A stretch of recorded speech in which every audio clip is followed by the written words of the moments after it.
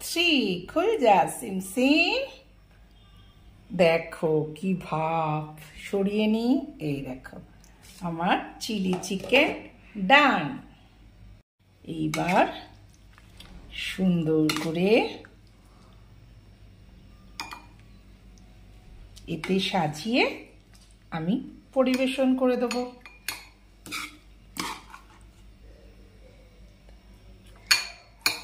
সত্যি গো খেতে দারুণ হয়েছে, দারুণ অসম। আমাদের ঘরোয়া chilli chicken ready.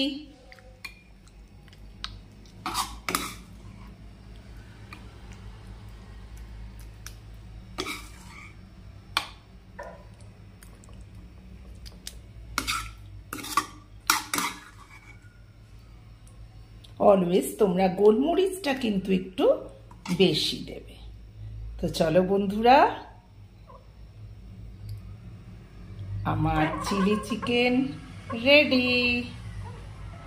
Bye.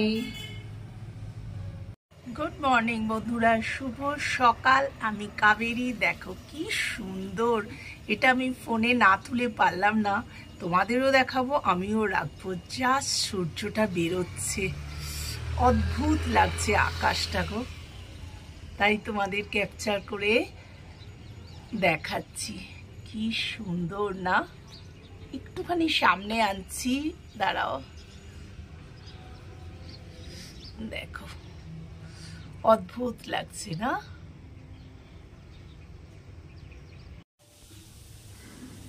Good morning. সকালবেলা চলে এলাম বাজার করে, আর কি বলবো, এটা তো নতুন কথা নয়। তো সবাই তোমরা কেমন আছো? কাবেরী জীবন কথা থেকে সবাইকে স্বাগত।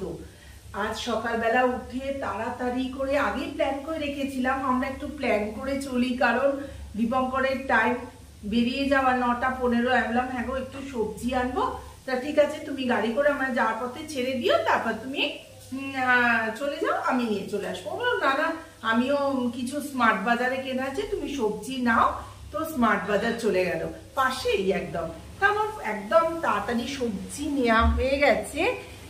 তাড়াতাড়ি সবজি টবজি নিয়ে আমি কি করলাম, গাড়ির কাছে গিয়ে দাঁড়িয়েছিলাম। তা ফটাফট হয়ে গেল, আমাকে নামিয়ে দিয়েও চলে গেল।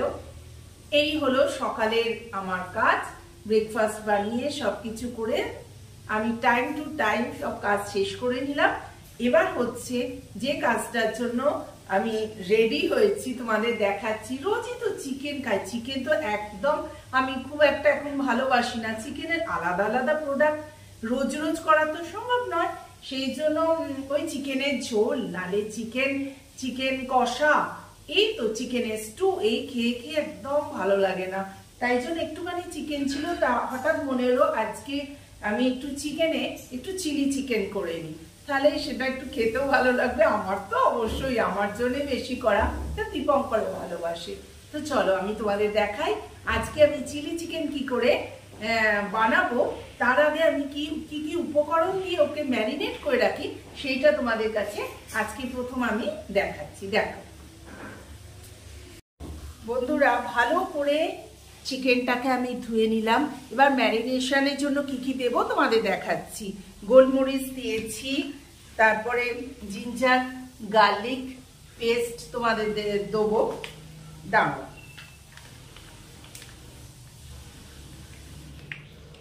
সেদিন একটু জিঞ্জার গার্লিক পেস্টটা কম হয়েছিল, কি বাজে খেতে হয়েছিল চিকেনটা জানো। এইবার আমি দিয়ে দিচ্ছি নুন। এইবার আমি একটু নুন দিয়ে দিই।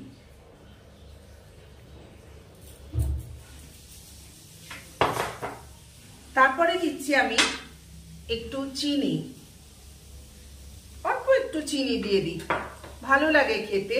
এরপর আমি দিচ্ছি দেখো একটু লঙ্কা গুঁড়ো। এই হলো মোটামুটি দিলাম। আসল জিনিস হচ্ছে কর্নফ্লাওয়ার, আর এটা হচ্ছে সোয়া সস। এই দুটো জিনিস হচ্ছে আসল। এবার আমি 1 চামচ সোয়া সস তুমি এর ভেতর মিক্সড করে দেবে। যা দেখাতে গিয়ে একটু বেশি পড়ে গেল। এবার একটু কর্নফ্লাওয়ার দিয়ে দিচ্ছি এতে। কর্নফ্লাওয়ারটা মাস্ট। অনেকে আবার ডিম দিয়ে করে, আমি ডিম দিয়ে করি না, কারণ পকোড়া ভাজার সময় তখন ভীষণ বাজে হয় জানো তো, সেই জন্য আমি ডিম দিয়ে করি না।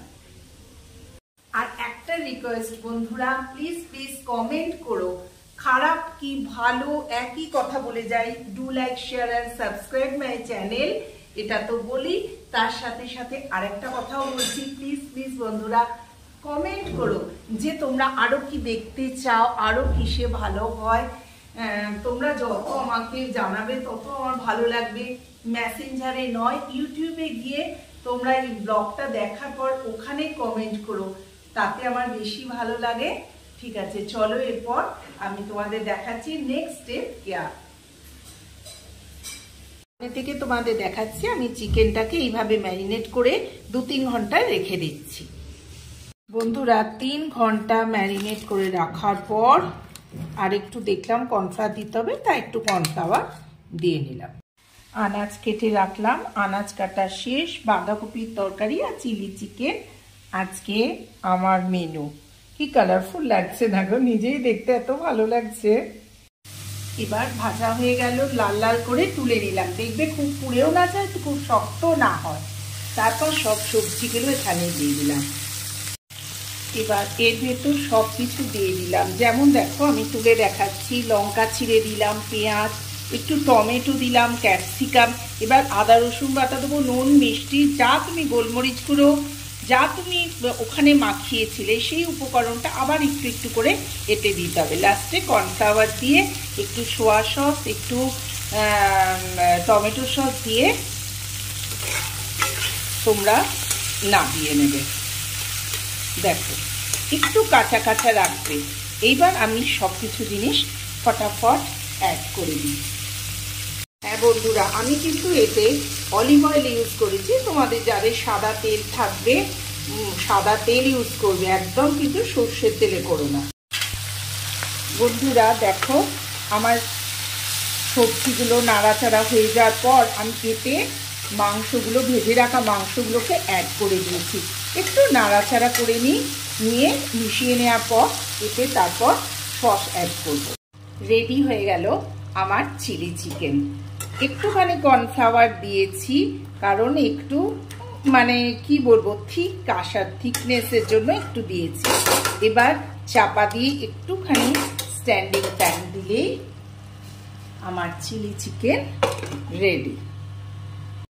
দীপঙ্করের লাঞ্চ রেডি। আজকে কি করেছি জানো, একটু মেথি পাতা দিয়ে আজ ঘিয়েতে জিরে ফোড়ন দিয়ে মানে জিরা রাইস করতে গিয়ে অন্যরকম করেছি। যাই হোক, আমার যা মনে এসেছে আমি তাই করি। জিরা রাইস, এখানে একটু চিচিঙ্গে ভাজা, অবশ্য আমারই এটা প্রিয়, আর চিলি চিকেন।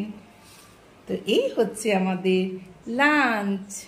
তো বন্ধুরা আজকের মতো ব্লগটা এখানেই শেষ করছি। তোমাদের যাদের এই চিলি চিকেনটা পছন্দ হবে বানানো, তো do like, share and subscribe my channel. Tata. হ্যাঁ, আর একটা কথা, চলে যাওয়ার আগে সবাই কিন্তু তোমরা খুব ভালো থেকো, শীতকালে খুব এনজয় করো। আর রান্না করবার সময় যে তেলে তোমরা চিকেনটাকে ফ্রাই করবে সেই তেলেই কিন্তু এইটা বানাবে, এ করতে ভুলো না যেন। হ্যাঁ, চলো টাটা।